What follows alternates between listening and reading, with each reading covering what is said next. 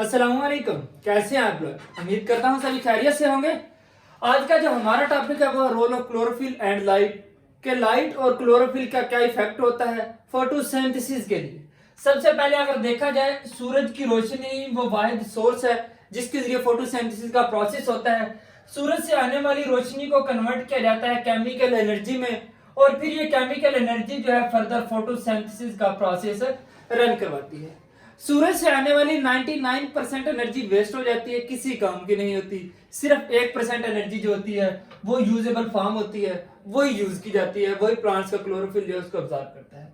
Blue और red light जो होती है ये मोर इफेक्टिव होती है फोटोसिंथेसिस के लिए। मीन सूरज से आने वाली सारी की सारी लाइट और हर कलर की लाइट इफेक्टिव नहीं होती।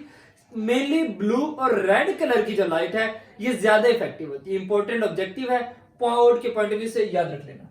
इसके बाद है फोटोसिस्टम। फोटोसिस्टम क्या होता है? Photosynthetic pigments are organized in the form of cluster. जब फोटोसिंथेटिक पिगमेंट मीन वो पिगमेंट जो फोटोसिंथेसिस करते हैं, जब वो ग्रुप की फॉर्म में इकट्ठे हो जाएं, क्लस्टर की फॉर्म में इकट्ठे हो जाएं, तो उनको कहते हैं फोटोसिस्टम।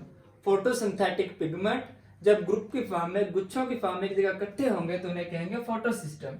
ये होते कहां पे हैं? इन थैलाकाइड मेम्ब्रेन। हमने पढ़ा था लाइट रिएक्शन जो होता है वो थैलाकाइड मेम्ब्रेन पे होता है और डार्क रिएक्शन जो होता है वो स्ट्रोमा में होता है। सो फोटोसिस्टम भी थैलाकाइड मेम्ब्रेन में होंगे। अब क्लोरोफिल की बेसिक दो टाइप्स होती है उसके फंक्शन के हिसाब से। कुछ होते हैं जो बहुत ज्यादा फंक्शन करते हैं, कुछ जो होते हैं वो जो जस्ट एज ए हेल्पर काम करते हैं। जो ज्यादा फंक्शन करते हैं उनका नाम है क्लोरोफिल ए, और इन्हें कहा जाता है मेन फोटोसिंथेटिक पिगमेंट। मेन सबसे पहले जो सूरज की रोशनी आती है उन्हें ऑब्जॉर्व किया जाता है मेन फोटोसिंथेटिक पिगमेंट के जरिए। नाम याद रख लेना बोर्ड के पॉइंट ऑफ व्यू से। फिर से इंपॉर्टेंट ऑब्जेक्टिव आ गई है, क्लोरोफिल ए मेन होता है, जबकि क्लोरोफिल बी और कैरोटीनॉइड्स जो होते हैं ये एसेसरी पिगमेंट्स होते हैं।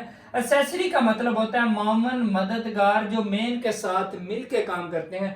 बाज़ औक़ात क्या होता है कि कुछ वेवलेंथ की लाइट जो होती है वो मेन अब्जॉर्ब नहीं कर पाते, उन्हें एसेसरी अच्छे से कर लेते हैं, और बाज़ औक़ात कुछ लाइट एसेसरी से स्केप कर जाती है, उन्हें क्लोरोफिल ए या मेन पिगमेंट अच्छे से अब्जॉर्ब कर लेते हैं।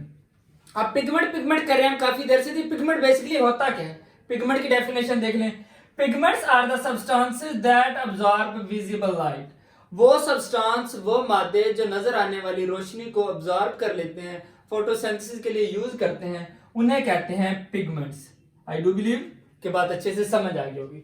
अब उसके साथ ही लिंक्ड एक छोटा सा टॉपिक है limiting factor in photosynthesis. Limiting factor को अगर सादा सी जुबान में बात की जाए, लिमिटिंग फैक्टर क्या होता है? कोई भी ऐसा फैक्टर जिसकी कमी या गैर मौजूदगी किसी भी रिएक्शन के रेट को स्लो डाउन कर दे या बिल्कुल इसे स्टॉप कर दे, वो लिमिटिंग फैक्टर होता है। मीन जिसकी गैर दस्तयाबी या जिसकी कमी किसी भी रिएक्शन को स्लो डाउन कर दे, उसे रोक दे, वो लिमिटिंग फैक्टर होता है। अगर हम एग्जैक्ट डेफिनेशन देखें, any environmental factor the absence और डेफिशिएंसी, गैर मौजूदगी या कमी of which can decrease the rate of metabolic reaction is called limiting factor। जिसकी गैर मौजूदगी या कमी मेटाबॉलिक रिएक्शन के रेट को कम कर दे, वो उस रिएक्शन के लिए लिमिटिंग फैक्टर होगा, महदूद कर देने वाला फैक्टर होगा। अगर देखा जाए फोटोसिंथेसिस के प्रोसेस के लिए तो आपको पता है लाइट जरूरी होती है, पानी जरूरी होता है, कार्बन डाइऑक्साइड जरूरी होता है, टेम्परेचर जरूरी होता है। सो ऑब्वियसली जो उसके रिएक्टेंट होंगे, जो उसके लिए जरूरी होंगे, उन्हीं की मौजूदगी गैर मौजूदगी इन्फ्लुएंस करेगी। सो लिमिटिंग फैक्टर क्या हो सकते हैं फोटोसिंथेसिस के लिए? सबसे पहले लाइट इंटेंसिटी, रोशनी की शिद्दत, उसके बाद आ जाता है टेम्परेचर, उसके बाद कार्बन डाइऑक्साइड, फिर वाटर। अच्छे से याद कर लीजिएगा, बोर्ड में शॉर्ट क्वेश्चन आ सकता है इस पॉइंट के रेलेवेंट। अब एक एक की अगर हम इंपॉर्टेंस डिस्कस करें कि कौन से फैक्टर के कम ज्यादा करने से फोटोसिंथेसिस पे क्या इफेक्ट होगा, वो देख लेते हैं। सबसे पहले लाइट इंटेंसिटी और टेम्परेचर का अगर हम इफेक्ट देखें, photosynthesis rate increase as light increase. Mean अगर लाइट बढ़ी तो फोटोसिंथेसिस भी बढ़ेगी, लाइट बढ़ी फोटोसिंथेसिस भी बढ़ेगी, और अगर लाइट कम करेंगे तो फोटोसिंथेसिस भी कम करेगी। मीन्स डायरेक्ट रिलेशन है, एक बढ़ रहा है तो दूसरा भी बढ़ेगा, एक कम होगा तो दूसरा भी कम होगा। इसी तरह जैसे गर्मियों में या सर्दियों में सूरज सुबह सुबह निकलता है तो फोटोसिंथेसिस का प्रोसेस स्लो डाउन होता है। जैसे जैसे सूरज अपनी पीक पे जाता जाता है, रोशनी की शिद्दत बढ़ती है, तो साथ में फोटोसिंथेसिस की मिकदार भी बढ़ती जाती है। At much higher rate the rate of photosynthesis become constant.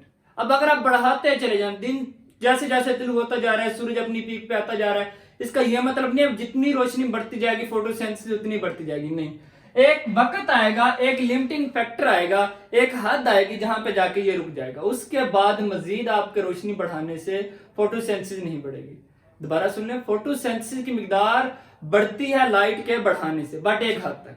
उस हद से जब रोशनी तजावज कर जाए फिर बढ़ती नहीं है, वहां पे जाके रुक जाती है, कांस्टेंट हो जाती है। अगर बात की जाए टेम्परेचर की, photosynthesis decrease with the temperature, बिल्कुल सेम लाइट वाला ही फैक्टर है। लाइट के बढ़ने से फोटोसिंथेसिस बढ़ी थी, सेम इसी तरह टेम्परेचर के बढ़ाने से फोटोसिंथेसिस बढ़ती है और कम करने से कम होती है। Decrease with the decrease in temperature and increase with the temperature, जैसे टेम्परेचर बढ़ेगा फोटोसिंथेसिस बढ़ेगी, अगर कम करेंगे तो कम होगी। बट अगर दूसरे फैक्टर प्रॉपर मिल रहे होंगे, मीन लाइट प्रॉपर है, कार्बन डाइऑक्साइड प्रॉपर है, वाटर प्रॉपर है, फिर टेम्परेचर इन्फ्लुएंस करता है। ये नहीं कि आप रात के अंधेरे में पौधे के नीचे आग जला के बैठ जाएंगे, फोटोसिंथेसिस स्टार्ट हो जाएगी। टेम्परेचर तो बढ़ा रहा हूं ना मैं, तो फोटोसिंथेसिस बढ़नी चाहिए, नो। अगर लाइट इंटेंसिटी प्रॉपर है, कार्बन डाइऑक्साइड प्रॉपर है, वाटर प्रॉपर है, तो फिर टेम्परेचर के कम ज्यादा करने से फोटोसिंथेसिस इफेक्ट करेगी।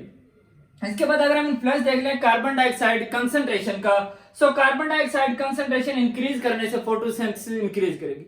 ऑब्वियस ही बात है बेटा, सीधा सा कंसेप्ट है। जो भी रिएक्टेंट होते हैं, रिएक्टेंट की मिकदार बढ़ाने से प्रोडक्ट की मिकदार बढ़ती ही बढ़ती है। जो चीजें मिलकर एक नई चीज बनाते हैं, जब वो चीजें बढ़ाएंगे तो ऑब्वियसली वो नई बनने वाली चीज भी बढ़ेगी।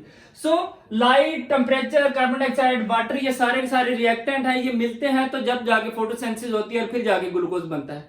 सो इन सब के बढ़ाने से फोटोसिंथेसिस की मिकदार बढ़ेगी ही बढ़ेगी। कार्बन डाइऑक्साइड इंक्रीज हुआ, फोटोसिंथेसिस की मिकदार इंक्रीज होगी। But too much increase photosynthesis decrease, अगर कार्बन डाइऑक्साइड बहुत ज्यादा बढ़ा देंगे, ये एक ही फैक्टर है जिसकी मिकदार बढ़ाने से, हद से ज्यादा बढ़ जाने से फोटोसिंथेसिस का अमल कम हो जाता है, मींस बढ़ाने से भी कम हो रहा है। जब कार्बन डाइऑक्साइड की मिकदार बेटा ज्यादा हो जाती है, फोटोसिंथेसिस के साथ क्या होता है, उसके स्टोमेटा जो होते हैं वो क्लोज हो जाते हैं, जिन्होंने फोटोसिंथेसिस करवानी होती है, ठीक है। क्लोरोफिल मॉलिक्यूल फिर प्रॉपर फंक्शन नहीं कर पा रहे होते। कार्बन डाइऑक्साइड की कंसंट्रेशन जब हद से ज्यादा बढ़ जाए, स्टोमेटा का क्लोजर हो जाता है और फोटोसिंथेसिस की मिकदार जो है वो बढ़ने की बजाय कम होना स्टार्ट हो जाती है। यह था आज का हमारा वीडियो लेक्चर। उम्मीद करता हूं कि आपको इस लेक्चर के रेलिवेंट सभी पॉइंट्स के अच्छे से समझ आ गई होगी। फिर भी अगर आपको किसी भी पॉइंट के रेलिवेंट कहीं पे कंफ्यूजन, आप कमेंट सेक्शन में पूछ सकते हैं। Thank you so much for watching, take care, Allah Hafiz.